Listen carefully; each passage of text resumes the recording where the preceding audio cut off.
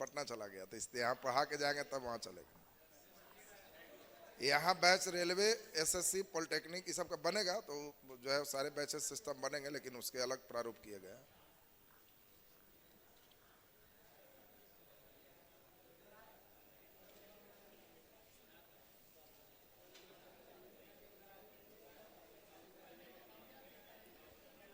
चलिए तो ध्यान दो, हम लोग ज्योग्राफी में आज चलेंगे ज्वार भाटा।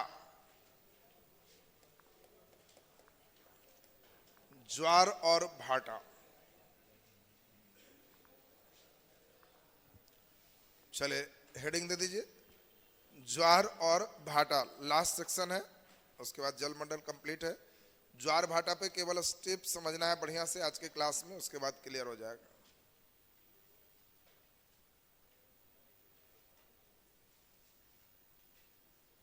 चलो सुनो,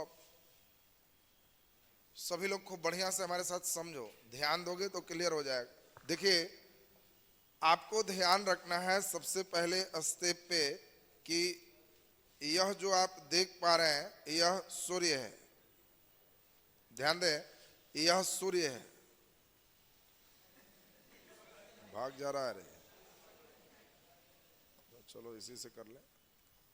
तो सूर्य का लोकेशन हम लोग देख लिए। अब इस सूर्य की बात हम लोग बना लिए, ये सूर्य हो गया। अब ध्यान से समझिए, सूर्य के चारों ओर पृथ्वी स्थिर है कि घूम रही है?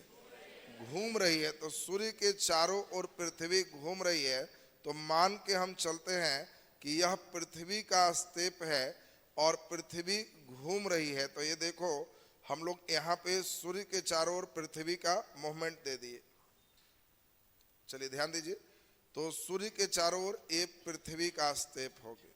तो ये सूर्य के चारों ओर पृथ्वी हमने बना दिया। अब देखिए, पृथ्वी भी सूर्य के चारों ओर घूम रही है। बताओ सोच करके, क्लॉकवाइज घूम रही है कि एंटी क्लॉकवाइज? जल्दी बोलो, एंटी क्लॉकवाइज ऐसे घूम रही है। आप ध्यान रखोगे, सूर्य के चारों ओर पृथ्वी ऐसे घूम रही। अब पृथ्वी के चारों ओर कौन है? चांद। अरे पृथ्वी के चारों ओर चक्कर कौन लगा रहा है? चांद। अब ये देखिए, चांद है, यह पृथ्वी के चारों ओर यह भी एंटी क्लॉकवाइज चक्कर लगा रहा है। बड़ा समीकरण जबरदस्त। अब देखो, सूर्य के चारों ओर पृथ्वी चक्कर लगा रहा है, अब पृथ्वी के चारों ओर चांद। अब ध्यान दीजिए, हम लोगों को यह समझना है कि यह जो चांद है ये हर समय यहीं रहेगा कि बदलेगा? बदलेगा। तो ये चांद घूमते हुए इस तरह से फिर एक चक्कर मार दिया। अब इसमें जो स्टेप है, जिस समय ये चांद यहां आ जाएगा तो पृथ्वी से पूरा पूरा दिखाई देगा। तो ये पूर्णिमा है। जिस समय चांद यहां आ जाएगा तो ये अमावस्या है। देखो, ये अमावस्या होगी।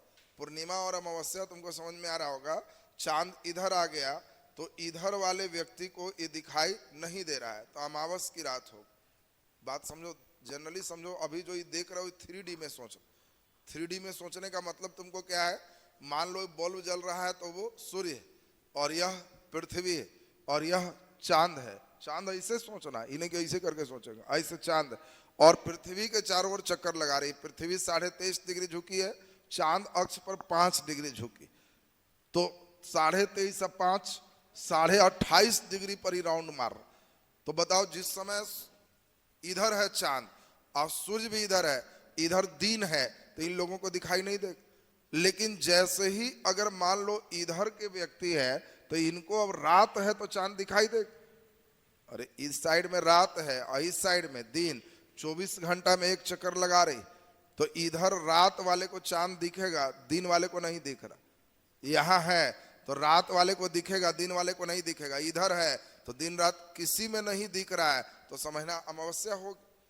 अब यही चांद अपना लोकेशन जब बदलता है तो इसमें जैसे जैसे चांद आगे की ओर बढ़ता है तो अगला दिन थोड़ा ऐसे हो गया, थोड़ा ऐसे हो गया, फिर थोड़ा कम गया, फिर थोड़ा कम गया, फिर थोड़ा कम गया। ये ऐसे करते करते इधर गायब हो। अमावस्या होगी।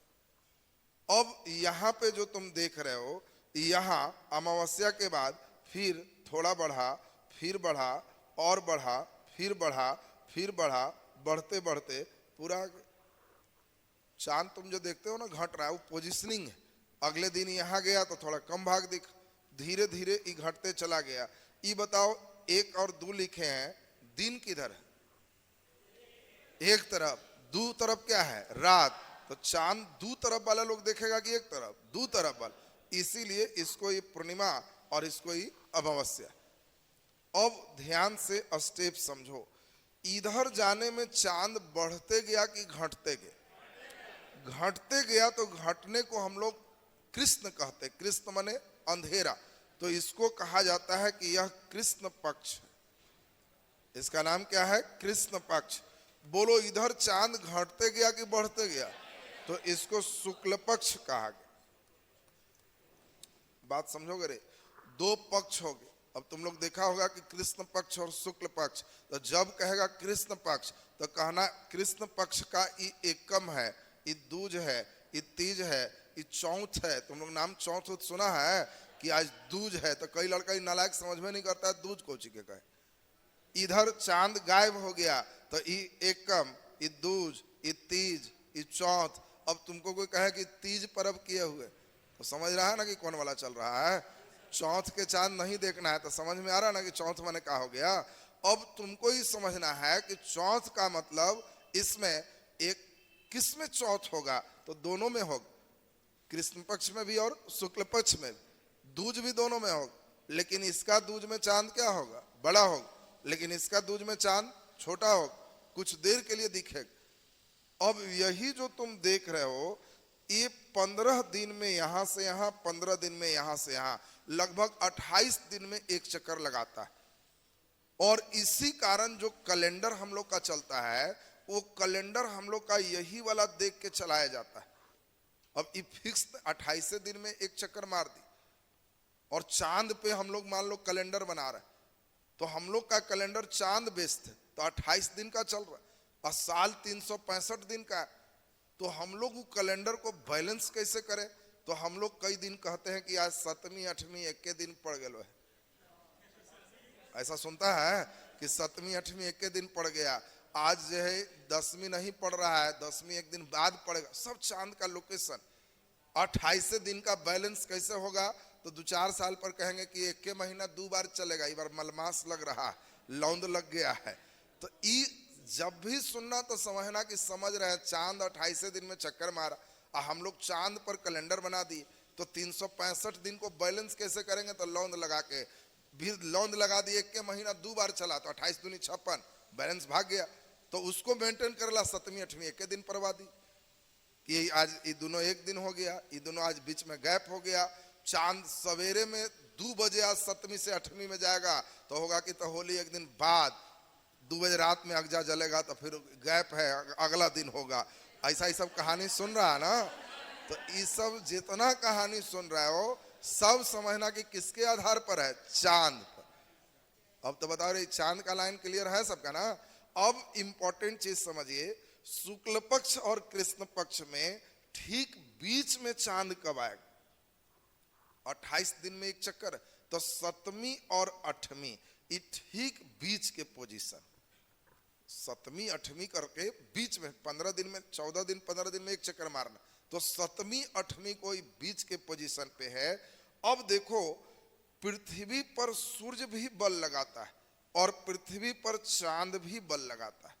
बोलो, पृथ्वी पर ज्यादा बल कौन लगाएगा? सूर्य की चांद?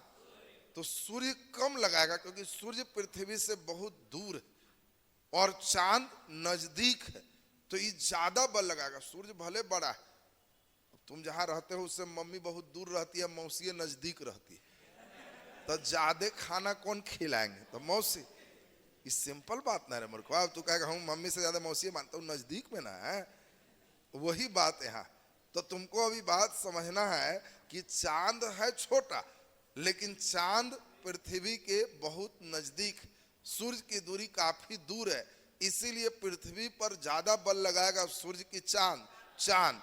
और सबसे ज्यादा बल कब लगाएगा? तो पूर्णिमा और अमावस्या को। पूर्णिमा अमावस्या को होगा क्या, ये 2 दिन का स्पेशल लोकेशन समझो। पूर्णिमा और अमावस्या को क्या होगा, तो ये 2 दिन के पोजीशन ऐसा सिस्टम है जिसमें दोनों मिलके इतना बल लगा देगा कि समुद्र के पानी भी जो है वो थोड़ा उठ जाएगा जिधर चांद है और जिधर सूर्य है, और यही जो थोड़ा उठ गया और बाकी जगह बैठ गया तो ये उठने वाले सेक्शन को कहेंगे कि आज ज्वार है, और जहां बैठ गया वहां कहेंगे भाटा। देखो, ज्वार और भाटा के कारण चांद और सूर्य का पृथ्वी पर लगने वाला गुरुत्वाकर्षण बल, ये सबसे ज्यादा बल कब लगाएगा, जब पूर्णिमा और अमावस्या को होगा, क्योंकि उस दिन पृथ्वी, चांद और सूर्य एक सिद्ध में होते, इसीलिए मैक्सिमम बल लगाएगा। तो इस दिन ये ज्वार बड़ा उठेगा तो इसको दीर्घ ज्वार कहते।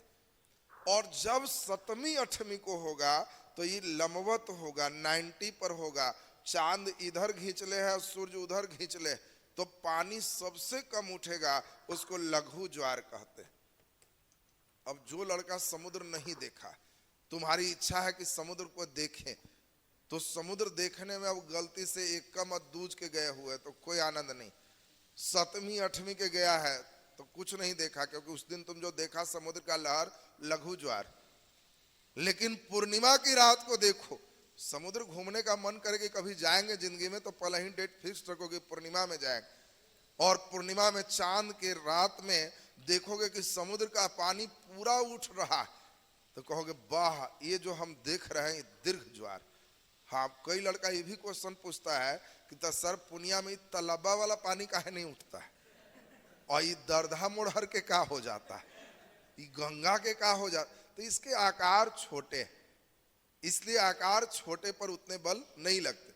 समुद्र बहुत बड़े क्षेत्र में विस्तृत है, और उतने बड़े क्षेत्र में जब बल लगता है तो उसका पानी दिखाई देने लगता है कि हाँ ये इतना उठ गया, सामान्य दिनों से अधिक है। तो एक अच्छा क्वेश्चन है, लघु ज्वार कब उत्पन्न होता है, 7वीं और 8वीं को। कब, कृष्ण पक्ष की शुक्ल पक्ष, दोनों में। बहुत बढ़िया क्वेश्चन है, दोनों में।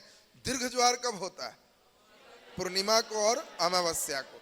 अब ये बढ़िया से सुनना है, एकदम ध्यान दो।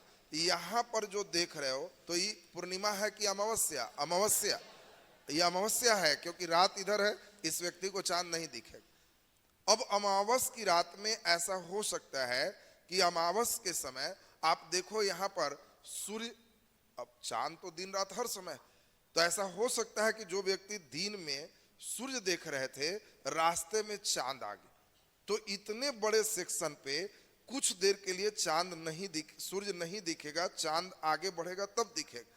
तो इसके कारण यहाँ पे सूर्य ग्रहण हो सकता है। तो सूर्य ग्रहण सिर्फ और सिर्फ अमावस्या को होती। एक देखो, बहुत इंपॉर्टेंट बात ध्यान रखना, कभी भी तुमसे पूछेगा सूर्य ग्रहण होगा, अगर तुमको कह रहा है कि आज सूर्य ग्रहण लग रहा है तो कहना कि वो आज अमावस्या है, ऐसे ही टावर धर लेना चाहिए। सिर्फ अमावस्या को ही सूर्य ग्रहण हो। दूसरा, अगर यहाँ चांद है तो बोलो पूर्णिमा की अमावस्या, पूर्णिमा। अगर पृथ्वी ठीक बीच में आ गया तो ऐसा हो सकता है कि पूर्णिमा को भी चांद का कुछ सेक्शन गायब हो जाए, तो इसको चंद्र ग्रहण कहते। तो आपसे अच्छा क्वेश्चन पूछेगा, चंद्र ग्रहण कब होगा, सिर्फ पूर्णिमा को, सिर्फ पूर्णिमा को। चंद्र ग्रहण कब होता है, जब चांद और सूर्य के बीच पृथ्वी होता है। सूर्य ग्रहण कब होता है, जब सूर्य और पृथ्वी के बीच चांद होता है। बोलो, लाइन क्लियर है सबका। तो इसमें ज्वार भाटा में बहुत क्वेश्चन नहीं, बस 4-5 फैक्ट चीज, एक सूर्य ग्रहण, एक चंद्र ग्रहण, दीर्घ ज्वार, लघु ज्वार। लास्ट बार सुनेगा, सूर्य ग्रहण कब होगा, अमावस्या को। स्थिति बताओ, जब सूर्य और पृथ्वी के बीच चांद हो। चंद्र ग्रहण कब होगा, पूर्णिमा को। स्थिति बताओ, जब सूर्य और चांद के बीच पृथ्वी हो। क्लियर है सबका। ज्वार और भाटा का कारण क्या है, तो सूर्य और चांद के द्वारा पृथ्वी पर लगने वाला गुरुत्वाकर्षण बल। पृथ्वी पर ज्यादा बल कौन लगाएगा, जल्दी बोलो, चंद्रमा। सबसे ज्यादा ज्वार भाटा कब उठेगा, पूर्णिमा को कि अमावस्या को। अगर दोनों दे दिया तब अमावस्या को, क्योंकि अमावस्या में दोनों एक दिन मिलकर पकड़ के खींच देता है। नहीं समझ रहा बात रहे। अमावस्या का मतलब जिधर सूर्य है उधर चांद पहुंचल है, दोनों मिलके खींच देगा तो टाइट खींचा जाएगा। तो अमावस को थोड़ा अगर दोनों चॉइस में है तो अमावस्या, एक चॉइस में अगर है तो पूर्णिमा अमावस्या दोनों। अब बताओ लघु ज्वार कब उत्पन्न होगा? सप्तमी अठमी।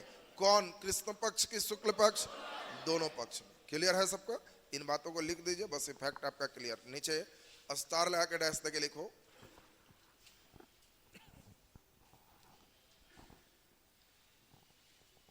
स्टार लगा के डैश देके लिख दीजिए।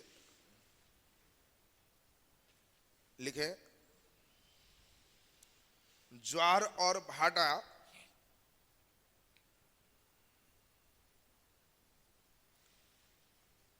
ज्वार और भाटा ज्वार और भाटा पृथ्वी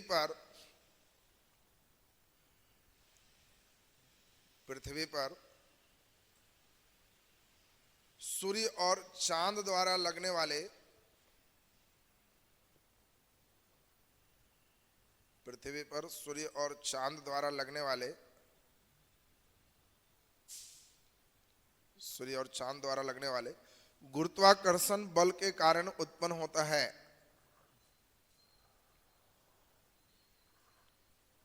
गुरुत्वाकर्षण बल के कारण उत्पन्न होता है।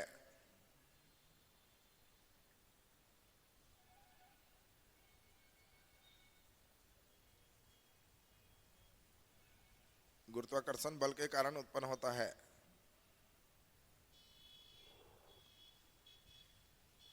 नीचे डैश देके लिख दीजिए। चांद की दूरी नजदीक होने के कारण, चांद की दूरी सूर्य से कम होने के कारण, चांद की दूरी सूर्य से कम होने के कारण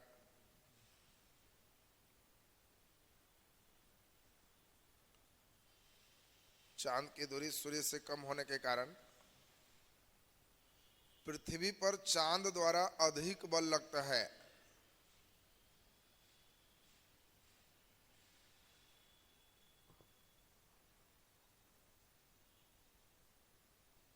पृथ्वी पर चांद द्वारा अधिक बल लगता है। चांद द्वारा अधिक बल लगता है। नीचे डैश के लिख दीजिए। पूर्णिमा और अमावस्या को पूर्णिमा और अमावस्या को पूर्णिमा और अमावस्या को पृथ्वी, सूर्य और चांद एक सिद्ध में होते हैं। पृथ्वी, सूर्य और चांद एक सिद्ध में होते हैं।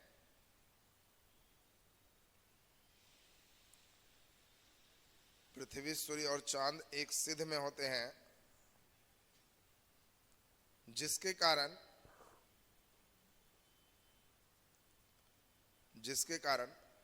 पृथ्वी पर सबसे अधिक गुरुत्वाकर्षण बल लगता है। पृथ्वी पर सबसे अधिक गुरुत्वाकर्षण बल लगता है, जिससे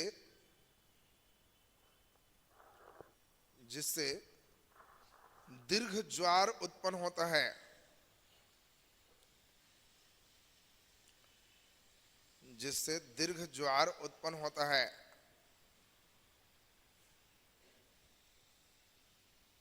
दीर्घ ज्वार उत्पन्न होता है। नीचे स्टार लगा के डैश देके लिख दो। कृष्ण पक्ष और शुक्ल पक्ष के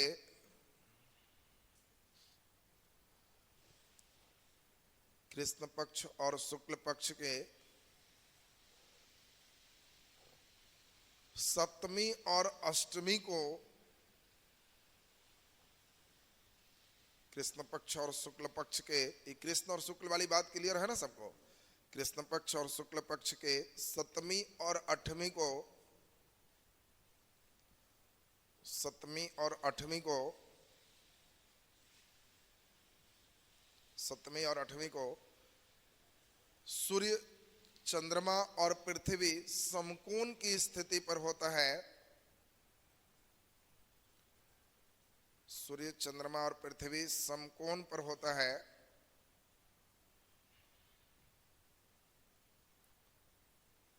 समकोण पर होता है, जिससे जिससे न्यूनतम गुरुत्वाकर्षण बल लगता है, न्यूनतम गुरुत्वाकर्षण बल लगता है, न्यूनतम गुरुत्वाकर्षण बल लगता है,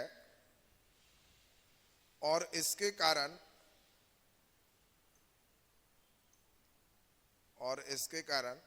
लघु ज्वार उत्पन्न होते हैं,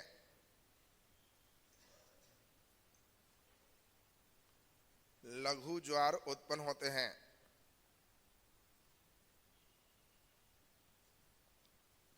लघु ज्वार उत्पन्न होते हैं। बोलो, क्वेश्चन आएगा लघु ज्वार उत्पन्न होते हैं तो कौन डेट है? 7वीं 8वीं, शुक्ल पक्ष की कृष्ण पक्ष दोनों में दीर्घ ज्वार उत्पन्न होते हैं, पूर्णिमा और अमावस्या को। नीचे डैश तक लिख दो। सूर्य ग्रहण, सूर्य ग्रहण बोलो पूर्णिमा में होगा कि अमावस्या? Very good. सूर्य ग्रहण केवल अमावस्या में होता है, सूर्य ग्रहण केवल अमावस्या में होता है।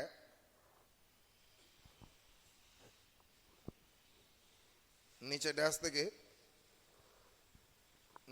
तक लिख दीजिए। जब सूर्य और पृथ्वी के बीच चांद आता है, जब सूर्य और पृथ्वी के बीच चांद आता है,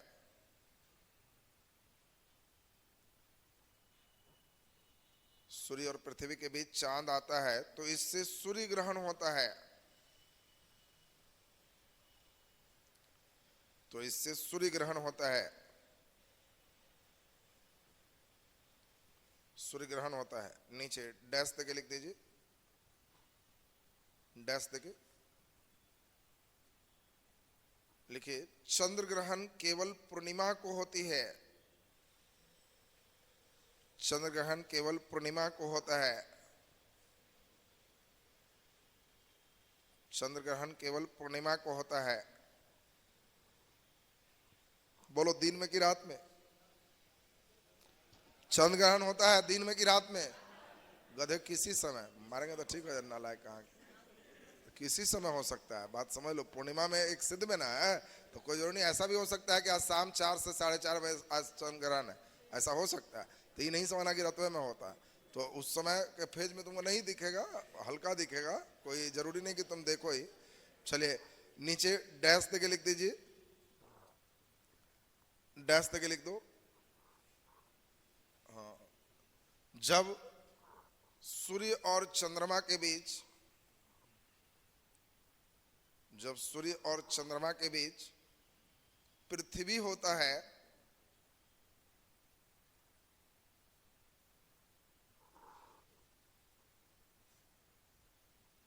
सूर्य और चंद्रमा के बीच पृथ्वी होता है तो इससे चंद्र ग्रहण होता है।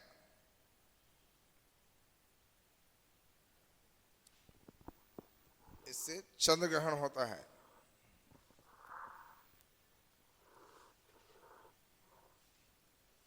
जब सूर्य और चंद्रमा के बीच पृथ्वी होता है तो इससे चंद्र ग्रहण होता है। क्लियर है सबका? तो एक बेसिक फीचर था जिससे कई बार प्रश्न पूछे जाते हैं। तो आज का क्लास आपका यहीं तक। कल का क्लास इंपॉर्टेंट है, मुगल में सब निकाल देंगे और कल इधर स्थल मंडल शुरू करेंगे, दोनों चलेगा। तो कल आपका स्थल मंडल चलेंगे। मुगल के कंप्लीट के बाद होली पूर्व कोशिश रखेगा कि लगभग स्थल मंडल भी निकल जाए, उधर आपका मेडाइवल खत्म हो जाए। होली बाद आप लोग का मॉडर्न शुरू होगा। मॉडर्न में नए बच्चों को भी अलाउ किया जाएगा ऑफलाइन केवल क्लास में। कोई नए बच्चे आना चाहेंगे तो उनको मॉडर्न के लिए उनका 500 अलग से फी लगेगा, केवल मॉडर्न खाली पढ़ सकते हैं, समझ रहा ना? तो मॉडर्न अलग से धुआंधार रहा है।